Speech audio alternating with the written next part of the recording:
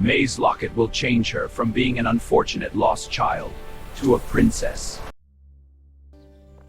My name is May, and this is how I became a princess. After my father chased me away, I picked up what little was left of my life. My old sling bag and the small wooden box I carried everywhere. I didn't say a word. I didn't look back. I simply walked away from the only home I had ever known. I didn't know where I was going, so I followed it.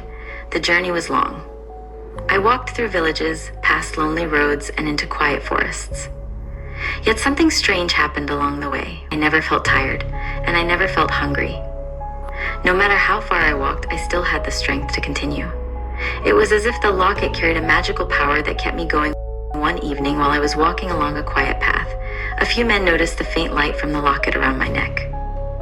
Their eyes fixed on it immediately. They began to follow me. I could tell they wanted to steal it. Fear rushed through me, and I started running. The men chased after me, shouting and trying to catch up. But somehow I found strength I did not know I had. I ran faster and faster until I finally escaped them. I knew it was the power of the locket, for the locket was not ordinary. Still, the journey continued. Days passed, and one afternoon I began to feel discouraged. The road seemed endless, and for the first time I wondered if the locket was truly leading me somewhere, or if I was simply getting lost. That afternoon, after crying my eyes out and feeling tired and confused, I sat under a large tree and slowly drifted into sleep. In my dream, my mother appeared to me. She looked just as kind and gentle as I remembered. She did not say many words, but she showed me a faint light far ahead, as if something important was waiting for me beyond where I was. When I woke up, I felt calm again.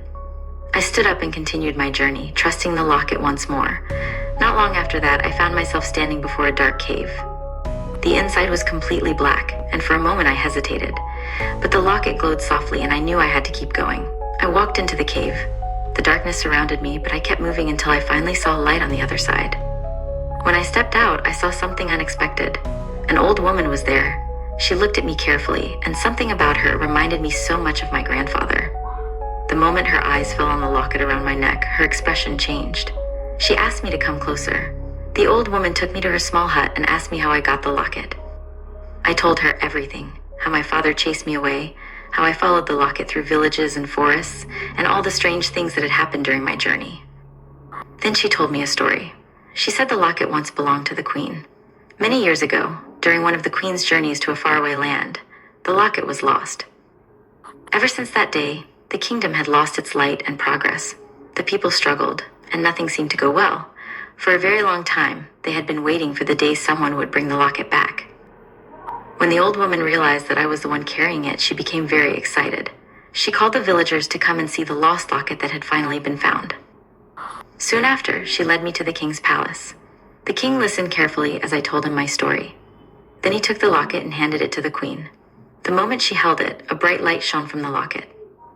It filled the palace with warmth and brilliance, and it felt as though joy had returned to the kingdom. The king and queen were deeply grateful. They told me that because of the loss of the locket, they had never been able to have a child. So they adopted me as their daughter. For the first time in a long time, I finally had a family again. They dressed me in beautiful clothes and treated me like a princess. I received the education I had wished for so long, and my life began to change in ways I never imagined. Even though I still miss my mother dearly, I know she guided me through that journey. And now, in the king and the queen, I have found another mother and father and a new home. Tears of the Lost Girl.